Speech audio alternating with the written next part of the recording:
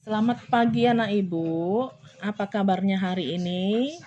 Ibu harapkan kalian semua ada di dalam keadaan sehat, tidak kurang suatu apapun ya. Dan jangan lupa ibu kembali mengingatkan himbauan dari pemerintah kita, agar kita tetap menjaga kesehatan kita bersama dengan rajin mencuci tangan, dan kalau bepergian jangan lupa pergunakan maskernya ya. Nah, anak-anak ibu sekalian, kita akan masuk ke topik kita yang ketiga, yaitu tentang teks cerpen. Tetapi sebelum kita masuk ke teks kita yang ketiga ini, ibu harapkan kamu masih mau mengingat-ingat kembali pelajaran kita yang sudah lalu. Coba kamu ingat ya, pelajaran kita sudah ada berapa temanya? Iya, ada dua. Pelajaran kita yang sudah lalu itu sudah ada dua temanya, yaitu yang pertama adalah tentang teks laporan percobaan. Kemudian yang kedua adalah teks pidato persuasif. Nah, ibu harapkan kamu tidak lupa dengan tema-tema yang sudah kita lalui ini ya. Nah, jadi sekarang kita akan masuk ke dalam teks cerpen.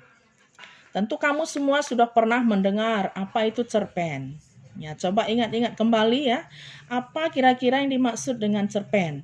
Jadi kalau misalnya di dalam kehidupan kita sehari-hari, mungkin kamu sering baca ini, sering dengar, ya. Kalau yang hobinya baca, mungkin sering baca. Jadi coba digali kembali.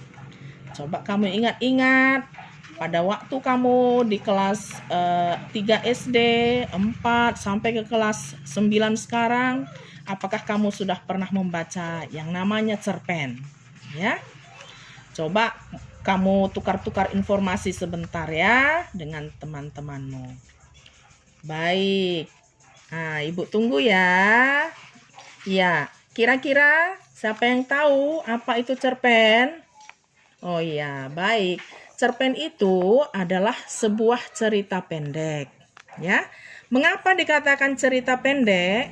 Karena cerpen ini bisa kita baca dalam waktu sekali duduk. Ya, ada sebuah cerita kita baca dari awal sampai akhir. Sebentar sekali waktunya sudah selesai. Oleh karena itu, disebutlah dia sebagai cerita pendek. Karena dalam waktu sekejap, sudah selesai. Kita baca, oh ini begini, jalan ceritanya begini. Oh, oke, sudah selesai. Hanya pendek saja waktunya. Tidak perlu harus dari pagi sampai sore kita baca ya. Nah, kemudian kalau cerita pendek biasanya menarik ini. Ya kan? Tidak seperti pelajaran yang lain yang agak susah untuk dicerna. Kalau cerpen itu biasanya menarik sehingga kita tertarik untuk membacanya. Nah, kita lanjut ya. Sebuah cerita pendek itu biasanya dibentuk dari unsur-unsur. Sama halnya dengan kita membangun rumah, ada unsur-unsur pembentuknya. Ada batunya, semennya, pasirnya, dan seterusnya. Jadi cerpen juga sama, ada unsur pembentuknya. Apa saja unsur pembentuk cerpen? Nah, yang pertama adalah tema. Tema itu adalah gagasan atau ide umum yang menopang cerita ini. Yang kedua, ada alur. Alur itu adalah jalan cerita. Jalan cerita itu mulai dari awal, pertengahan, sampai akhirnya nanti.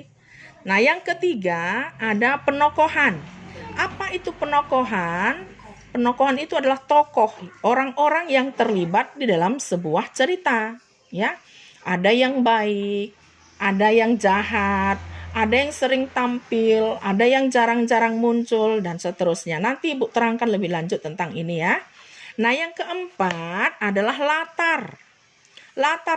Latar itu adalah tempat di mana cerita itu terjadi. Jadi latar ini ada beberapa jenisnya ya. Ada latar tempat, ada latar waktu, ada juga latar sosial. Kalau latar tempat itu dengan mudah kita bisa mengenalinya ya, misalnya di desa, di kota, di gedung tertentu gitu ya. Kalau dia latar waktu bisa saja pagi, siang, sore maupun malam. Kemudian kalau dia latar sosial ini berkaitan dengan perilaku sosial di sebuah tempat ya, di masyarakat tertentu. Kemudian yang kelima ada sudut pandang. Apa itu sudut pandang? Sudut pandang adalah cara penulis memandang tokoh-tokoh yang ada di dalam cerita itu, ya. Jadi ini penulis yang menempatkan dirinya di dalam sebuah cerita. Kadang dia menggunakan kata dia, kadang menggunakan kata saya. Nanti untuk sudut pandang Ibu akan terangkan pada pertemuan kita yang berikutnya. Jadi anak-anak Ibu, untuk pertemuan kita yang pertama ini Ibu cukupkan dulu sampai di sini ya. Jangan lupa kamu bahas-bahas dulu. Nanti jika ada pertanyaan, jika ada pertanyaan kamu tanyakan pada pertemuan kita yang berikutnya. Pada saat Ibu berikan nanti kesempatan untuk bertanya, kamu tanyakan. Jadi Ibu akan berikan tugas untukmu ya. Baik, selamat bekerja.